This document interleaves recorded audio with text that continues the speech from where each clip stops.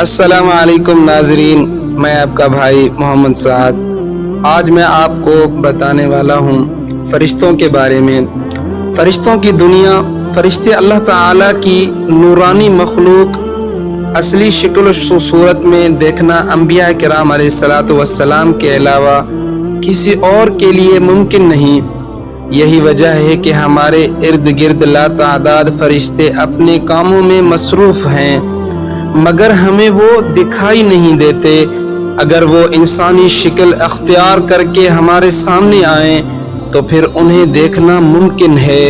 انسان کی نسبت فرشتے عظیم مخلوق ہیں اور ان میں بھی چھوٹے ہیں اور بعض بڑے ہیں۔ فرشتوں کے پر، فرشتوں میں بعض کے 2 پر ہیں اور بعض کے 600 پر ہیں۔ قرآن کریم میں ارشاد پاک ہے کہ اللہ تعالیٰ ہی کے لیے تمام تعریفیں ہیں جو آسمان اور زمین کا پیدا کرنے والا ہے اور 2 3 4 پروں والے فرشتوں کا اپنا قاصد پیغمبر بنانے والا ہے۔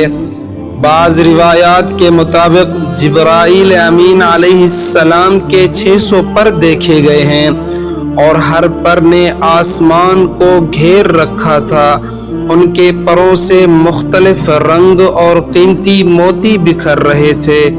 فرشتوں کی قد و قامت، وہ فرشتے جنہوں نے عرش اٹھا رکھا ہے، ان کے قد و قامت کے بارے میں سیدنا انس رضی اللہ تعالی عنہ سے مروی ہے کہ حضور نبی کریم صلی اللہ علیہ وآلہ وسلم نے ارشاد فرمایا، عرش کو اٹھانے والے فرشتوں میں سے ایک فرشتے کے بارے میں مجھے یہ بتانے کی اجازت دی گئی ہے جس کے پاؤں سب سے نچلی 7ویں زمین میں ہے اور اس کے کندھوں پر عرش ہے اور اس کے دونوں کانوں اور کندھوں کے درمیان اتنی دوری ہے کہ اسے طے کرنے کے لیے پرندے کو 700 سال کی پرواز چاہیے۔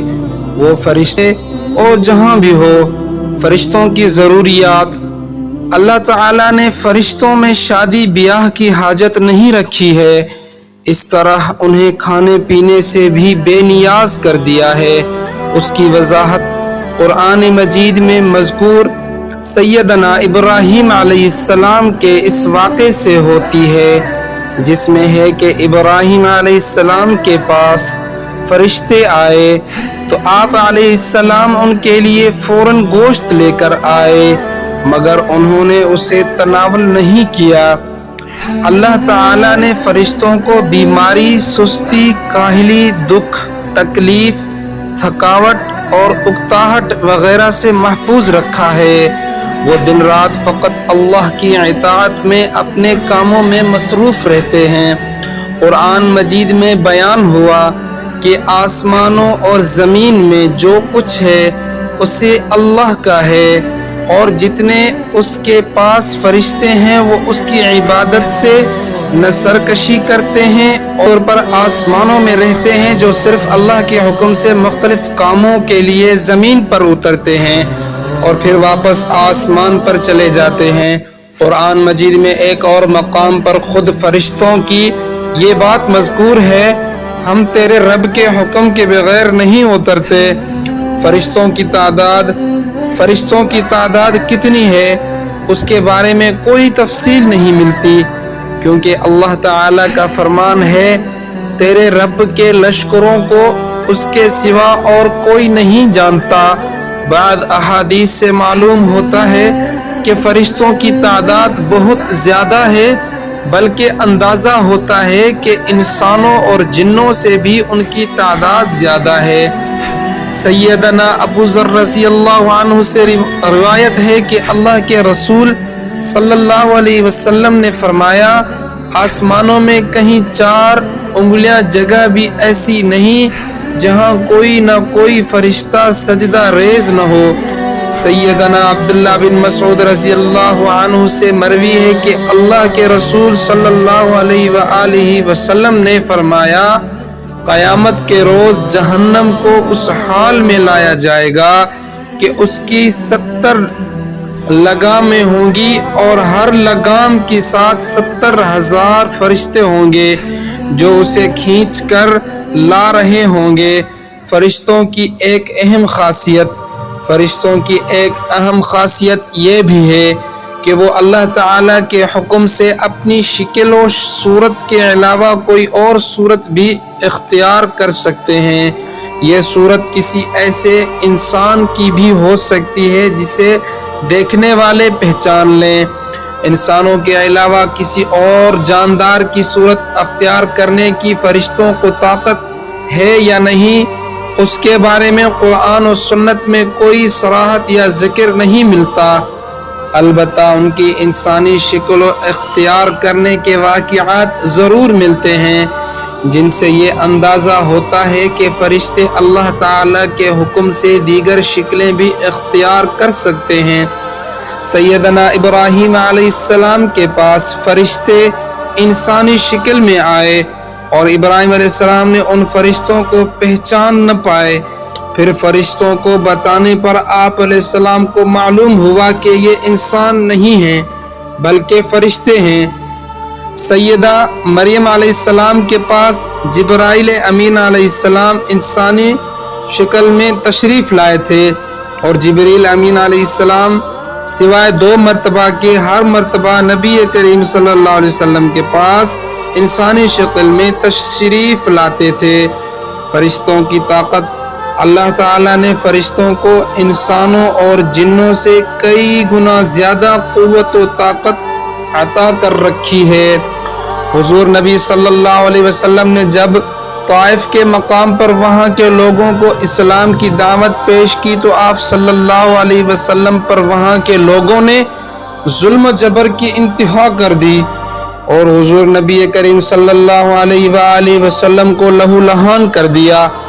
تو اس مقام پر سیدنا جبرائیل امین علیہ السلام تشریف لائے۔ انہوں نے آواز دی اور کہا کہ اللہ تعالی حضور نبی کریم صلی اللہ علیہ وآلہ وسلم کے بارے میں آپ کی قوم کی باتیں سن چکا ہے، جو انہوں نے آپ کے خلاف اقدام کیا وہ بھی دیکھ چکا ہے۔ آپ کے پاس اللہ تعالیٰ نے پہاڑوں کا فرشتہ بھیجا ہے، آپ ان لوگوں کے بارے میں جو چاہیں اس فرشتے کو حکم دیں۔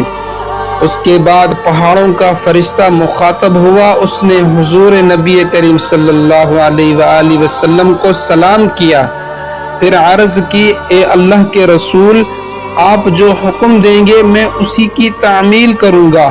اگر آپ چاہیں تو میں دونوں طرف کے پہاڑوں کو ان پر لا کر ملا دوں جن سے یہ پس جائیں۔ اسی طرح جبرائیل امین علیہ السلام کی قوت و طاقت کے بارے میں قرآن مجید میں ہے، انہیں حضور نبی کریم صلی اللہ علیہ وسلم کو زبردست طاقت والے فرشتے نے سکھایا ہے جو زور آور ہے۔ فرشتوں کا نظم و ضبط، فرشتے اپنے ہر کام میں نظم و ضبط کی پابندی کرتے ہیں، جس میں کسی قسم کی کمی پیشی یا سستی اور کاہلی وغیرہ کا مظاہرہ نہیں کرتے۔ جن فرشتوں کی جب اور جہاں ڈیوٹی شروع ہوتی ہے وہ اس وقت وہاں پہنچ جاتے ہیں اور اسے احسن طریقے سے سر انجام دیتے ہیں۔ فرشتوں کی موت، جس طرح انسانوں کی پیدائش اور موت کے مختلف مراحل ہوتے ہیں، فرشتوں کے لیے یہ مراحل نہیں ہیں، یعنی دنیا میں نئے انسان پیدا ہوتے ہیں اور پہلے موجود انسان فوت ہوتے رہتے ہیں، لیکن اس کے برعکس جب اللہ تعالیٰ نے فرشتوں کو پیدا کیا ہے تب سے وہ زندہ ہیں اور قیامت قائم ہونے تک جب تک اللہ پاک چاہیں گے وہ زندہ رہیں گے، تب تک اللہ تعالیٰ کی طرف سے انہیں جو ذمہ داریاں دی گئی ہیں انہیں احسن طریقے سے وہ پورا کرتے رہیں گے۔ لیکن جب قیامت آئے گی تو یہ فرشتے بھی موت سے دوچار ہو جائیں گے۔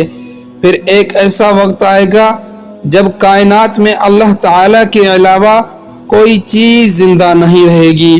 اس صورتحال کو قرآن مجید میں اس طرح بیان کیا گیا ہے، زمین پر جو ہیں سب فنا ہونے والے ہیں، صرف تیرے رب کی ذات جو عظمت اور عزت والی ہے وہی باقی رہ جائے گی۔ اسی طرح ایک اور مقام پر ارشاد ہو